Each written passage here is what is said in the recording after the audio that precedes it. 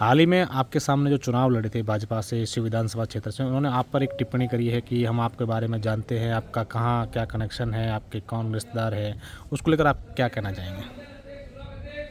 मैंने तो आपको बताना चाहूँगा, इन टिप्पणियों का अगर जवाब देंगे तो उनके पास कोई सामान नहीं है। जब वो सामान के मामले में सीधा सा सिस्टम होता है, जब वोट उनके पास नहीं है और सस्ती लोकप्रियता प्राप्त करने के लिए कुछ भी बोल देते हैं।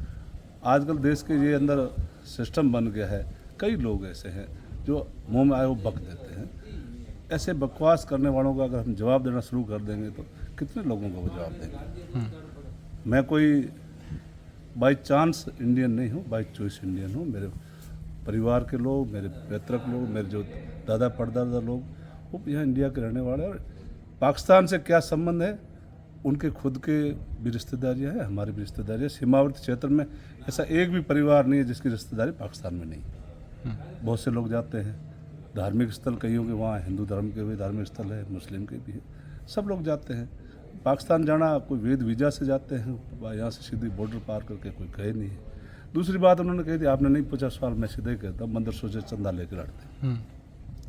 हमारा धर्म में साफ है, जो जक़ात देने के लायक है और मदरसों में जक़ात का पैसा दिया जाता है जो 2.5% हमारा हर मुसलमान सक्षम पर लागू होता है। 2.5% अपनी इनकम का हर मदरसे में या गरीबों को या पड़ोसियों को देते हैं, उसमें किसी धर्म में विशेष नहीं। और मदरसों में अमूमन जक़ात का पैसा दिया जाता है, और जक़ात का पैसा अपने घर में अगर कोई वापरता है किसी से ले करके, वो हराम है, उसको हम कतई पसंद नहीं करते हैं। और ऐसी बातें जो ना समझ लोग करते हैं, ऐसे करते हैं, इनको ऐसी बातें नहीं करनी चाहिए थी। क्योंकि देशद्रोही तक का एलिगेशन और आप हमारे टारगेट पर हो। अब वो टारगेट मैं समझता नहीं हूँ, रडार मैं समझता नहीं हूँ, कहाँ टारगेट है कहाँ रडार है वो जाने, उनका काम जाने। मैंने जो आपको चीज़ें बताई ऐसी कोई बात नहीं है। राष्ट्र तो इनको ये किसी को ही बोल देते हैं, ये महात्मा गांधी को बोल देते हैं।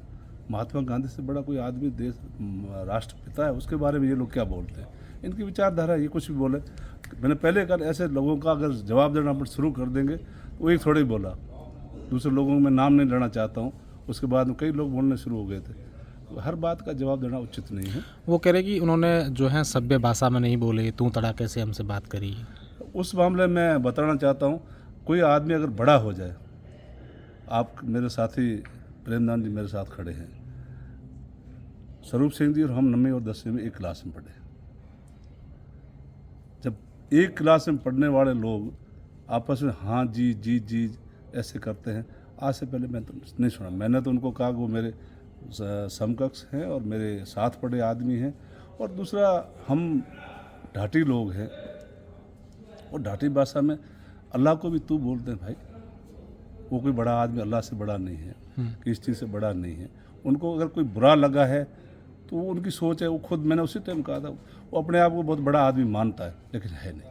अच्छा, नहीं, ये बताइए मैम, ये भी चर्चा हुई है कि आपकी बहुत अच्छी दोस्ती थी, लेकिन आज भी है, मिलते हैं तो उससे अच्छी तरह से मिलते हैं, लेकिन बोलने के लिए पता नहीं कहाँ से प्रेरित होता है और बोलता है। वो उसकी इच्छा है, क्या बोलता है क्या नहीं बोलता। मैंने एक परंपरा के बारे में बात की थी।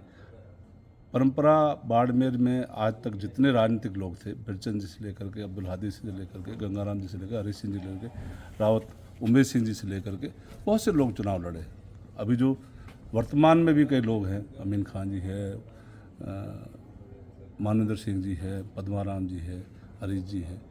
इन लोगों ने कभी ऐसा नहीं किया, किसी चुनाव लड़ने वाला सामने जो प्रत्याशी था उसके गाँव को तोड़ना, उसको द्वेष भावना से इधर से उधर पटकना, आज तक किसी ने नहीं किया।